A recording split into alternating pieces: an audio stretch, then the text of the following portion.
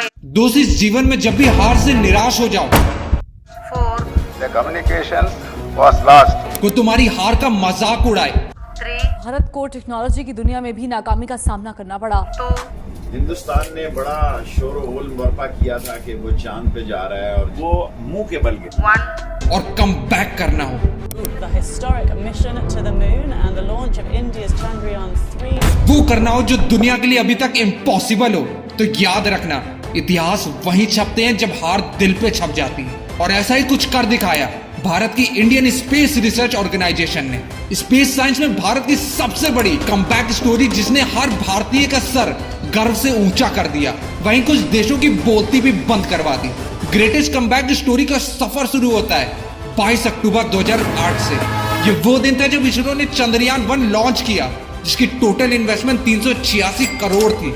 और ये एक ऑर्बिटल मिशन था जिसका काम चांद के चक्कर काटना था और चांद की सतह पे मैपिंग और इंफॉर्मेशन लेनी थी। ये भारत का चंद्रयान-1 ही था जिसने चांद पे वाटर मॉलिक्यूल्स को खोजा था। और उस दिन भारत दुनिया का सबसे पहला देश बना जिसने पूरी दुनिया के सामने ये सच रखा कि चांद पे पानी है। और जल्दी नासा ने भी इस बात को कंफर्म कर दिया। अब भारत का सपना इससे कुछ बड़ा करके दिखाने का था। 11 साल की कड़ी मेहनत के बाद, रात दिन एक करने के बाद, अगस्त 2019 भारत एक रोवर मिशन के लिए रेडी था। मतलब पहले चांद पे लैंडर की सॉफ्ट लैंडिंग करवाना, फिर एक रोबोट जो लैंडर से उतर के चांद के जमीन पे पहुंच के जांच पड़ताल कर सके। और ऐसा हमसे पहले 4 देशों ने किया था। पर भारत ने जो करने का सोचा था उससे पहले ही बाकी देशों ने इसे इम्पॉसिबल बोल दिया, क्योंकि भारत अपने लैंडर को चांद के साउथ पोल पे उतारना चाहता था, जो अब तक किसी देश ने नहीं किया था। जिस मिशन का नाम रखा गया चंद्रयान-2, जिसको बनाने की टोटल एस्टिमेट कॉस्ट 978 करोड़ आई। और अगर ये मिशन सक्सेसफुल हो जाता तो अमेरिका जैसे पावरफुल देश होने के बावजूद भारत दुनिया का सबसे पहला देश बन जाता जो ये कारनामा कर पाता।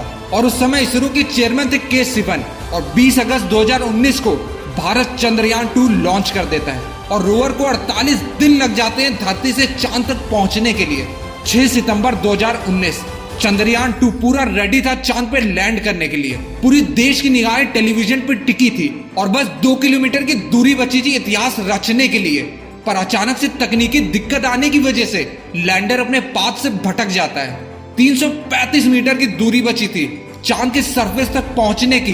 कांटेक्ट टूट जाता है और लैंडर क्रैश हो जाता है। और ये सब 130 करोड़ देशवासियों की नजरों के सामने हुआ और इसरो के चेयरमैन के सिवन के आंसू झलक जाते हैं। 11 साल की मेहनत, पूरे भारत देश का सपना नजरों के सामने चकनाचूर हो जाता है। और उस इमोशनल फेज में हमारे फेलियर पे पाकिस्तान के मिनिस्टर ऑफ साइंस का ट्वीट आता है। भारत के नाकाम चांद मिशन के बाद विफाकी वजीर बराए science and technology Fawad Chaudhry का भारत को मशवरा। फवाद चौधरी ने ट्वीट में कहा कि खिलौना चांद के बजाय मुंबई में उतर गया, दीवाने का ख्वाब करार दे रहे। दो सफल और असफल लोगों में बस सोच का ही तो फर्क है। असफल लोगों को अपने से ज्यादा दूसरों की चिंता होती है कि कब वो गिरें और हम उनका मजाक बना सकें। और बस यही फर्क है कि हम चांद तक पहुंचना चाहते हैं और पड़ोसी देश चंदे तक।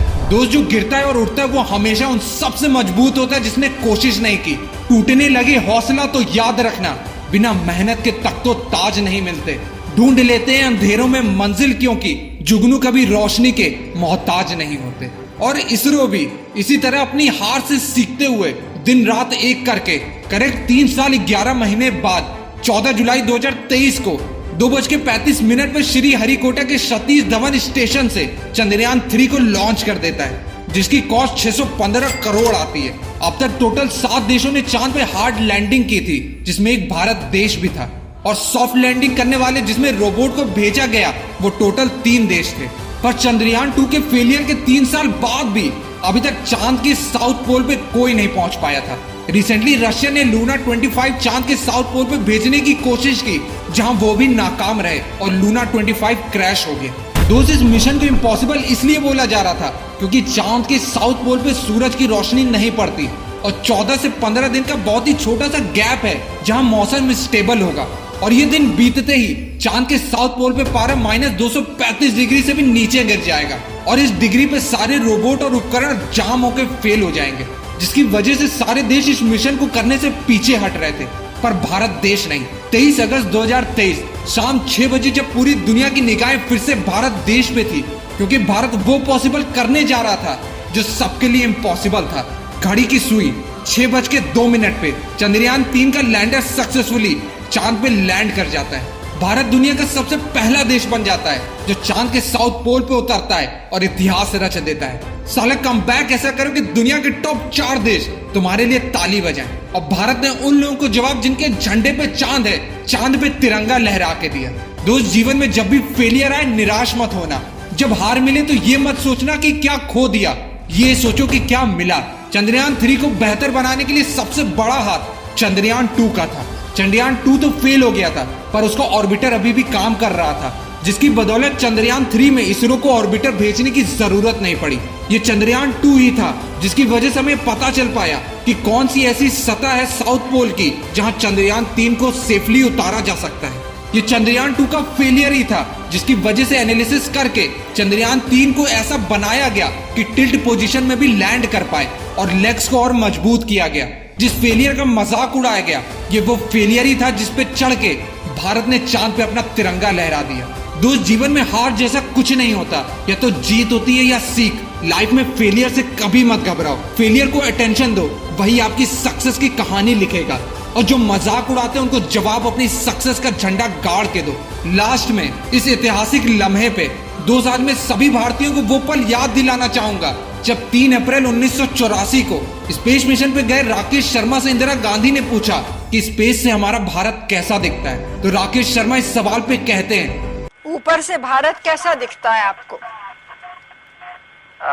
जी, मैं बगैर किसी झिझक के कह सकता हूँ कि सारे जहां से अच्छा। जय हिंद, जय भारत। मिलते हैं नेक्स्ट मोटिवेशनल फ्लाइट के साथ। This is Ashish, bye bye.